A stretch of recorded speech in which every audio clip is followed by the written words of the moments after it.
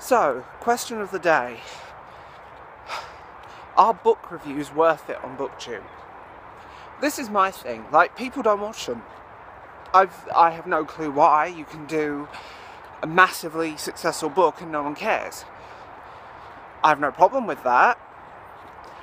But I'd love to know why you don't watch book reviews, why you're not interested in them, especially with books that are just coming out. I find it a little bit strange. Are we all just shallow? Do we like just hauls and randomness and endless wrap-ups and teenage girls hauling books they'll never read? Have we become that shallow that we don't care about what books people are actually reading? That's why I started watching booktube in the first place. To see what people were reading, to hear their opinions on books. Most of my booktube viewing habits are reviews. So I wonder, have we become that shallow? But that is one thing I've picked up on.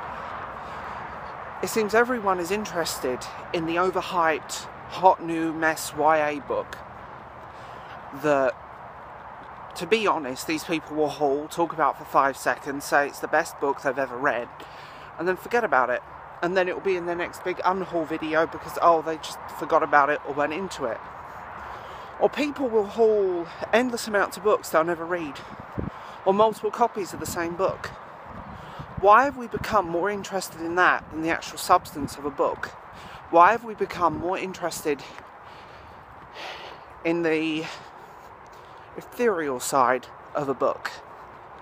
Why have we become more interested in a book as an object rather than what's written in the pages? Booktube, to my humble opinion, is still very anti-library, and it's still extremely anti-second-hand. Almost no one talks about library books or second-hand books. And I'm like, you know you're wasting a resource, right? Is that all that constitutes a good book? A pretty cover, overhypeness, is that it? I think we need to look inwards and start talking about the books that we love and genuinely love. Wrap-ups always get more views than, say, a review. But it bugs me sometimes because there are books they breeze over that they never talk about.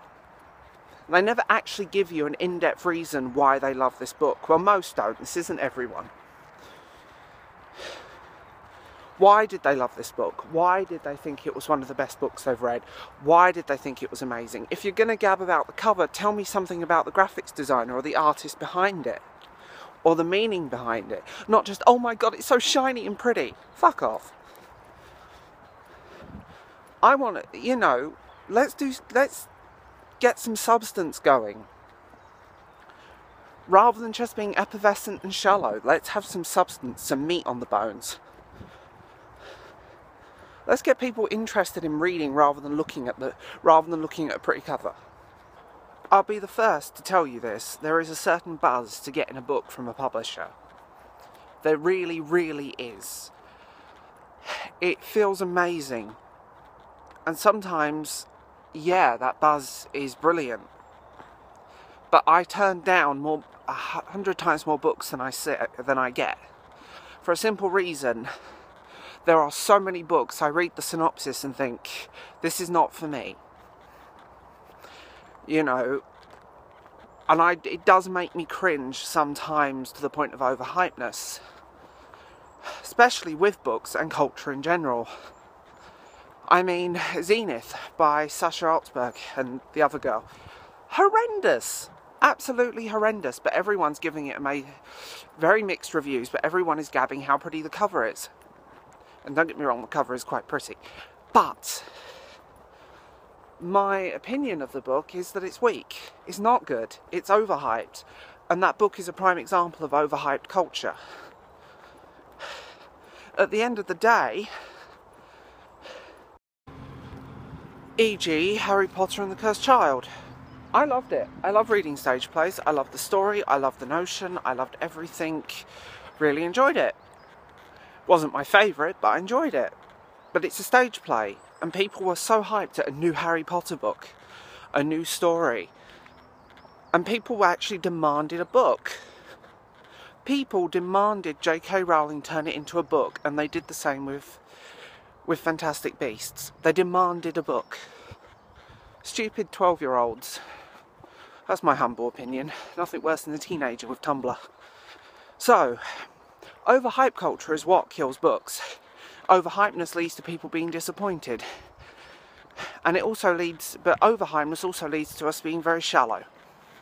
Tell me what you think down below. That's what I say. Just comment and tell me, because I would love to know, and I'm going to get so much hate for this. But anyway, like and subscribe as always, guys.